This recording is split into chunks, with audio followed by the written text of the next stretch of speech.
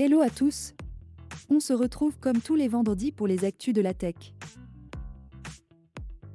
Des milliers d'utilisateurs ont été touchés par une panne mondiale des services Microsoft ce 25 janvier. Selon Microsoft, c'est un problème de configuration de réseau qui est à l'origine de la panne et ils ont isolé le problème. Microsoft a indiqué mercredi avoir rétabli tous ses services après cette panne impactant plusieurs applications telles que Teams et Outlook utilisées par des millions de personnes dans le monde.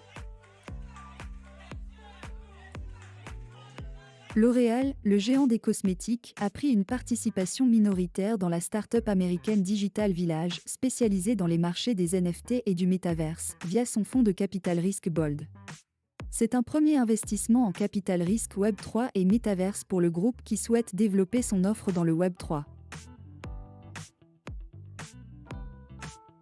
La CNIL a créé un service de l'intelligence artificielle, SIA, pour renforcer son expertise sur les systèmes d'IA et comprendre les risques pour la vie privée.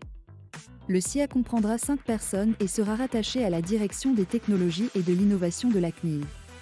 La Commission nationale de l'informatique et des libertés proposera également des premières recommandations sur les bases de données d'apprentissage dans les prochaines semaines.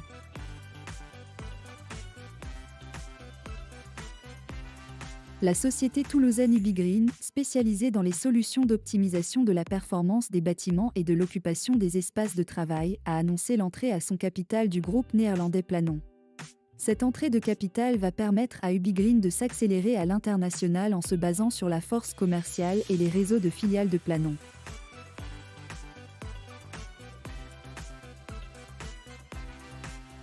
Cellnex, un fournisseur d'infrastructures télécom, a effectué des tests de propagation radio dans les tunnels du Grand Paris Express pour la 5G.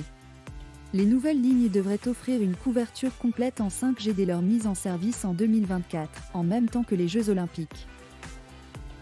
Et on continue avec les nominations de la semaine. Anne Devoissou prend la tête du syndicat national du jeu vidéo. La nomination d'une femme à ce poste est inédite dans l'histoire de l'organisation, qui existe depuis 25 ans. Cette semaine, les startups de la French Tech ont levé plus de 100 millions d'euros. La première place revient à Welcome to the Jungle, qui a levé 50 millions d'euros. En seconde position, on retrouve October, la fintech européenne spécialisée dans le prêt aux PME qui a levé 35 millions d'euros. Et voilà, c'est déjà la fin de notre vendredi. À la semaine prochaine.